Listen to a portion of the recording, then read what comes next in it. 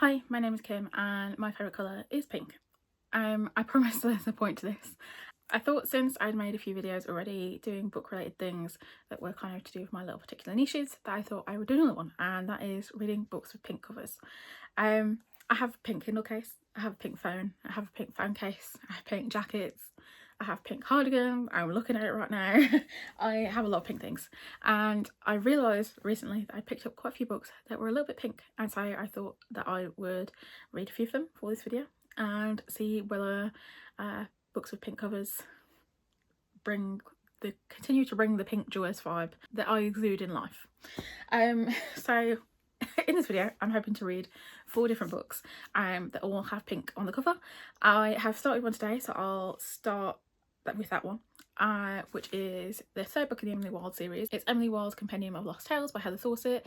This is the 3rd Emily Wilde book, and we follow our main character Emily Wilde. She is a dryadologist. She is interested in researching and learning more about the Fae, and she and her Fae fiance Wendell are now thrust into the Fae Kingdom, and it is another step in their relationship, but also in this world where we are kind of fully thrust into the land of the Fae and having to basically get Wendell back on the throne. I started this already, I'm about 100 pages in, but I'll save that update for a little moment. I'll just go through the rest of my TBR first. The next is Hunchback by Sao Ichikawa. I literally picked this up the other day. I just saw the cover and was like, that's a cool cover, and I decided why not. It's a really short novella. It's translated fiction from Japanese, and it follows our main character Shaka, who is born with a congenital muscle disorder, severe spine curvature, and lives with an electric wheelchair using a ventilator. She lives her life online, and one of her carers ends up revealing that he reads some of the stuff that she puts online, which includes outrageous stories on erotica websites, and it is an own voices story because it tells you in the back that our author also has congenital myopathy and uses a ventilator and an electric wheelchair.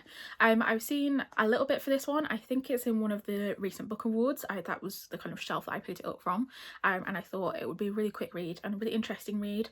I don't read a lot of translated fiction. I kind of sprinkle it in here and there throughout the year, and it's something that I would like to do more of, so I thought I'd pick this one up. Then we have ASL by Jean Thornton. This is a book following 3 queer friends and the video game that they created when they were young. It was essentially abandoned by them, but they are coming together in adulthood and kind of reuniting. A literary fiction just following them as they reunite and hopefully finish their game. This one recently came out. I picked it up. I went to Manchester with my sister for a few days, and so I popped into Queerlit and managed to grab this one. So I'm looking forward to get to this one. It's a little bit bigger than I was expecting, but yeah, I'm sure this one will be a good read. And then finally, I seem to have misplaced it somewhere. I don't know where it is. I looked before I started filming this video, but I can't find it. I'm also planning to read Necrology by Meg Ripley. This is set in the aftermath of the Salem witch trials, where a group of women known as the Dirty have sworn off magic in order to essentially have their freedoms. And then we switch to modern day, where one of these teachers at boarding school sprouts antlers, which essentially proves that she has used magic, and all these things start to unfurl. All of our characters are named things like Rabbit and Whitetail, so it's a very feminist lit horror, pink horror as I've seen it called, and so I'm looking forward to get to that one when I can find it. So I thought I'd start off and give you a bit of an update about Emily Wilde. This is the 3rd book in the series. I read the 1st book not long after it came out. I gave it 5 stars. I really liked it. I read the 2nd book and I gave it a 3.5. I didn't enjoy it as much. I think that I am a bit of a second book phobe. I struggle a little bit with second books sometimes, and I think that they are not as strong as the 1st book because obviously the stakes are different, and I just found that it wasn't as strong as the 1st book. The 1st book we have Emily and Wendell developing their relationship, and we're starting to really dip our toe into the Fae world, whereas in the 2nd book they are in an established relationship, and the conflicts that were there to attempt to kind of sow distrust and create conflict between them just weren't really my favourite. And we are now in the 3rd book, where we are returning to Wendell's realm. Emily is with Wendell and kind of coming to grips with the fact that she will be the queen of this Fae realm because they're obviously engaged. I'm liking it so far. Not too much has happened in the first 100 pages. Wendell has returned to the court. He is taking his throne, but his stepmother still exists in the realm and is doing her best to disrupt his attempt to get the throne and secure relationships with other people in the court. And so now we are starting to get to those elements where we see what she has done to the landscape itself. We have met Wendell's half-sister, who is staunchly supporting her mother, and seems to be very anti-Wendell, but I'm sure that that's going to be a relationship that Emily nurtures quite well. And so yeah, I'm going to read the rest of this one today. I think I'll probably finish it because it's really nice weather out, and so I'm once again sat in the garden reading, and then I will have to try and find my copy of Necrology because I have no idea where it went. So yeah, that is my update so far, and I hope that you enjoy all of these pink books to come. I'm dressed more appropriately today in pink, and I'll try and keep in theme with that for the rest of the video, but no promises. I finished Emily Wilde yesterday, and I think I'm settling on 3.5 stars. Mild spoilers for the rest of the book, or at least the series. As I said in a previous clip, it follows Emily and Wendell as they try and take back his kingdom from his evil stepmother, and for something that has a lot of plot, I felt like it had no plot at all. I think it's because this plot was pretty straightforward. We know that the end goal is to make sure that Wendell's kingdom is okay and that he can rule in peace, and Emily and him can live together and be married and just exist without his stepmother disturbing them. Whereas I think book 2 kind of jumped everywhere. It felt like it was all over the place. There was a lot of different factors going on, which I think is part of the reason why I didn't enjoy it as much. Whereas book 1 also kind of followed this one kind of train. We were just, you know, dipping our toes into this fake world, and then we're at the opposite end where we are completely exposed, and we are seeing these different elements and explorations of Fae, and it ties up a couple of links to earlier books as well. But it just felt like nothing happened, which if you've read it and you know what happened, something did happen, something quite significant. But that bit especially didn't really feel, sorry, my window's open, you might be able to hear quite a bit. It didn't really feel that impactful to me, and I think my like problem with this book is that there was just not enough Emily and Wendell together, because in the first book they're finding their footings around each other, or at least Emily is, and in the second book there is this kind of back and forth where Emily is not wanting to agree to marrying him and just kind of being a bit standoffish, and there's kind of that tension in that sense, which I didn't really like.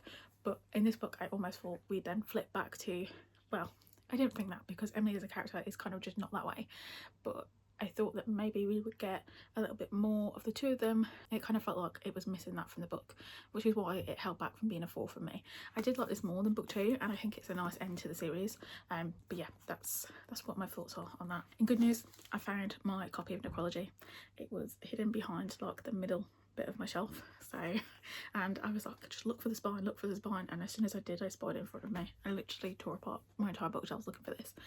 So it's a little less pink than everything else, but pink is the first thing I think when I see it. So my next read I think is going to be Hunchback. I did start a little bit of it last night, but I just decided to stop because otherwise I would have finished it, and I wanted to just read it in one sitting because it's literally less than 100 pages, so I'm probably just going to finish this today. I finished Hunchback.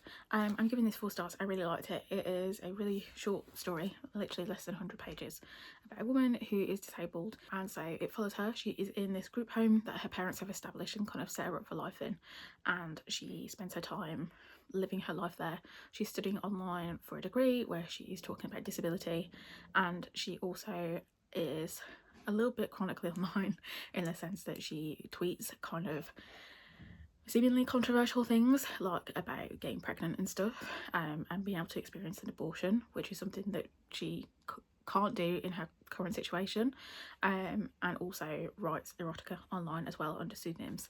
And the plot is, as it says in the blurb, is that one of the care workers that she knows, she essentially pays to have sex with, and the kind of ethics of that, the ethics of disability activism in the West as well compared to in Asia, specifically Japan, and it's kind of interspersed with these stories. The ending is kind of a bit of a twist if you read it the way that it's written. It's one of those ones where it kind of leaves you thinking, how did this actually end? Because she is a fan of stories, and so you don't quite know what the truth is and what isn't.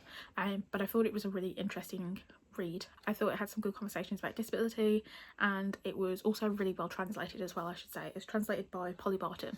I really did like the translation. It was quite humorous and quite blunt, and so it was a nice little read. I don't know what book I'm going to start next yet, but I'll check in when I do. Hello. To you. it has not been a while. To me, it has been a while. It's been 2 weeks since I last filmed. I've got new glasses in that time, so I'm no longer representing the pink glasses, unfortunately. So I just have to represent pink in other ways, including a little pink tapestry my sister made me for my birthday. So I thought I would do a new angle and update you on what I have or have not been reading. Because you might think, if it's been 2 weeks, then clearly you have not read anything for this video.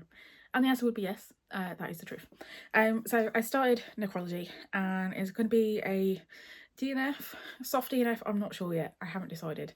The more I've left it, the more it's going to be a DNF, I think. I read the prologue and the first chapter, except I didn't finish the first chapter, I got 28 pages in. And our prologue follows the kind of history where we have this character who signs a contract, which essentially says that women will not perform magic anymore. And then in the first chapter we have these characters all named different things. So we have Rook and Rabbit, and then we have Whitetail, who is like the, only way I can describe her is maybe like the governess or the dorm mistress of the people in this home.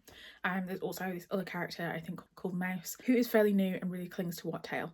And Whitetail has sprouted these antlers, and there is this man that they call the Beard, who is hoping to marry Miss Whitetail, who has now sprouted these antlers. And so the children involved are trying to put a stop to it by playing this game. I just checked, and it was actually 2 chapters. I was sure it was, not 1, which it's not much more. And the beginning was very slow. I mean, I've only read not even 30 pages of the book, but I was really struggling to get through and understand this game that they were playing, because every kind of number I think that you roll means a specific thing, and they're trying to get to this specific number, which would allow them to prevent this Mr. Beard from coming, because I think that Whitetail is in danger if he does come, especially when he sees his antlers. So I put it down because I just was not feeling it. I wasn't feeling, I mean, I didn't really understand what's going on. And so I was kind of like, I'll just leave it for now and maybe come back to it, and then I never picked it up. So am I going to DNF it? Probably. And so after that I picked up ASL to start, except the beginning of this is really hard to get through. Our first chapter is told in second person, and we are learning specifically coding terms. For example, we learn about runes and the level design, and part of it is kind of getting you to understand a little bit about what is going into this game and why they've created this game, Saga of the Sorceress. But it's very heavily it's very heavy on the language with coding and stuff, which means it's a little bit hard to get through because I don't have any understanding of that at all. And so if you do have some understanding, maybe it is a bit easier to get through, but it is a unique first chapter, but it's one that left me a little bit trying to trawl through it. And then the second chapter it's kind of mixed media format, so it's told in a chat room chat log. It's set in 1998, so as you can tell, it is full of what I assume chat rooms were like in 1998. I don't know, I was only alive for 9 months of that year, so I can't tell you, wasn't in them myself.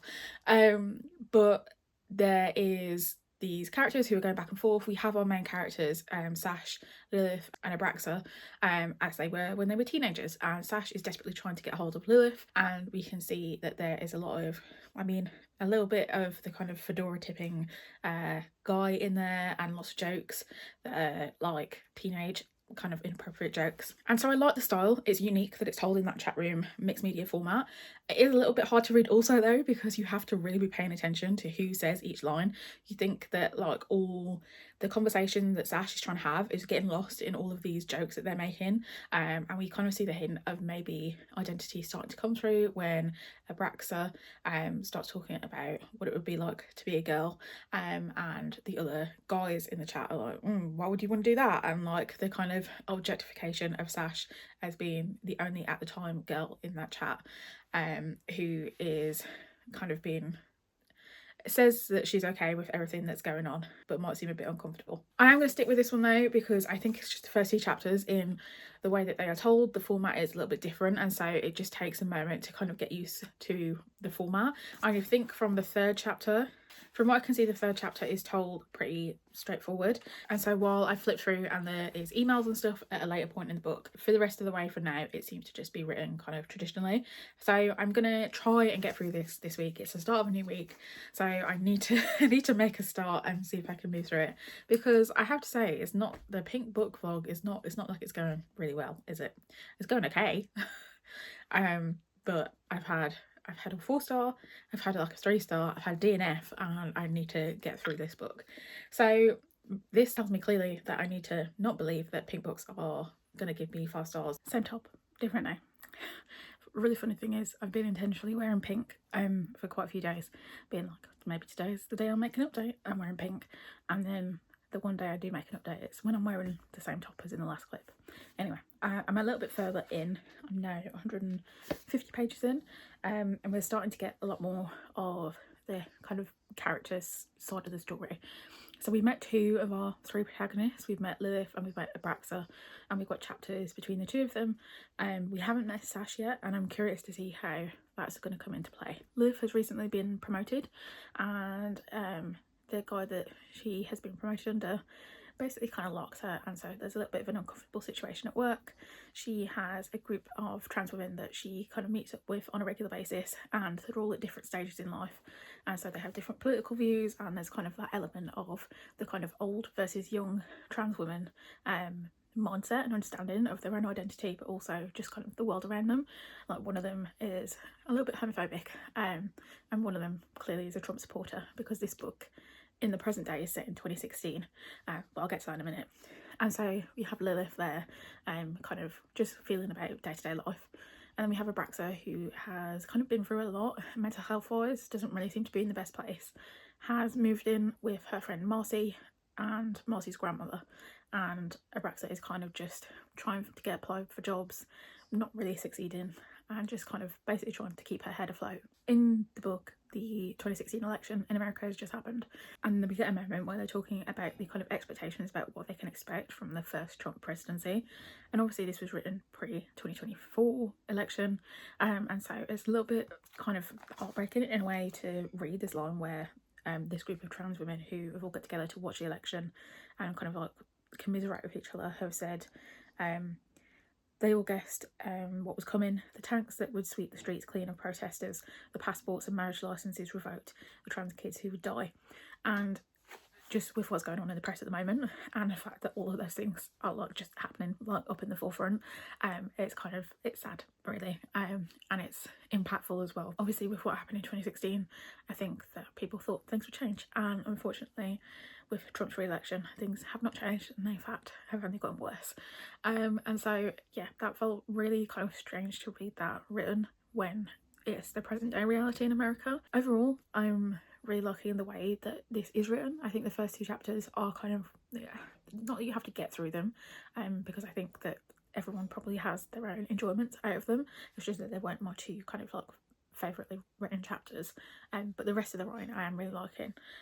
Both of them in the kind of aftermath of the election and kind of just Abraxa's general mental health have kind of turned to this game that they used to play. Abraxa is sketching the sorceress that their game was built around, and Lilith has gone back to play the game that inspired the game that they decided to create. So I can see the threads kind of pointing together as they are slowly starting to kind of come back to this game that they've abandoned for nearly 20 years. So I'll be interested to see how all the threads start to come together, especially with Sash, because we know nothing about Sash yet. So yeah, I will check in and definitely not be wearing the same shirt in the next segment. I come to you wearing my brightest pink outfit I think I probably have, and with an update that I have finished ASL, and I think it's going to be 3.5 stars. I think that it's a really well written book. Like, the actual writing of the characters themselves and what they're going through is just really well written. Even though it covers quite intense topics, I found it quite easy to read the chapters as we were going through them. There is different elements at play there. We have the first chapter, which is really dense with the kind of game coding language, and we have the chat room chapter, and we have another couple of those interspersed throughout, as well as some emails and stuff like that as well. And there is some unique other things. We have one of the perspectives written in second person, and a lot of lists as well in these chapters. So I feel like the book itself, it's just well written. There's a lot of really nice kind of writing elements in there. It's the plot that's a little bit I don't know how to describe it. We have these three characters. We have Sash, Lilith, and we have Abraxa, and they all are in different stages of life. It has been 18 years since they lost contact when they were quite young teenagers, and this game that they spent so much time putting effort into when they were young still has links to the present day for all of them. There is something about the game that they still kind of hold quite closely. And it's with kind of a spur of events for each of them that they end up somehow reconnecting. I feel like some of the links between them are slightly more tenuous than others, and I think that maybe that is part of it, but it is fiction, so I can't really say anything about that. It's fiction, but it is a literary fiction book, and so it feels like it stretches the kind of maybe the realities of how exactly they were gonna meet. I don't know if that made sense at all. And then we have like the end of the book where they do reunite. And I think maybe I had going into it this idea that it would be about them maybe coming back together and working on this game and kind of having that closure element. But spoilers, that's not what happens at all. But they do reunite. I wouldn't say it's a happy ending. I'd say if anything, it's a realistic ending. But realistic in a sense that I understand why it ended why it did, but also there is a lot of open-endedness with it, and so that open-endedness really leaves you thinking about what is going to happen to these characters, especially one character. For me, the main character was Abraxa. I try not to go into too many spoilers because if you haven't read the book you won't know what happens, and so because ultimately she is the one who reunites them all together. And then we have Lilith and Sash who have a connection together, and in the end half of the book it feels like that link that they have between them, it kind of means that Abraxa gets brushed aside a little, which when you read it and you see what happens with the plot and with the three of them and with Abraxa specifically, that's kind of where my issue kind of lies a little bit. It feels like Abraxa is a little bit of a plot device for Lilith and Sash to reunite. I think that's where the kind of like struggle is, but then ultimately it's not, as I said, it's not necessarily a happy ending. It's a very open-ended ending, and so at the same time she isn't a plot device because even though they did reunite, it's not like they all got together and reformed their gaming company and had a happy ending and made this game. So yeah, that's a really random assortment of thoughts. I don't know if any of it makes sense. Again, I think it's really well written, so if you are looking for more literary fiction specifically following trans people and their lives, I definitely recommend this one. And so yeah, that is my final book read for this video. So I had 1 4-star, 2 3.5 stars and a DNF. So I think it's fair to say, with pink being my favourite colour, it means nothing. It means nothing. I'm not going to 5-star a book just because it's pink. I actually had a look at the 5 stars that I've rated this year so far, and that is just a random assortment of colours. We do have a pink cover with, but it's not too bold. But I also have 2 kind of bluey greeny colours. I have a bit of orangey brown, I have black. There's a mix of different book covers. All of that is to say, this was just a random video because I like the colour pink and I thought I would mash my 2 interests together. I still have a bunch of other pink books on my shelves that I've got penned in for other videos, so I'll be interested to see what my ratings are for those. And I think maybe at the end of the year, I think it would be interesting as well to see what my kind of colour palette is overall for my 5-star reads, because now it's got me thinking whether there is some subconscious thing that maybe would mean that I would give a book a 5-star rating, but realistically probably not.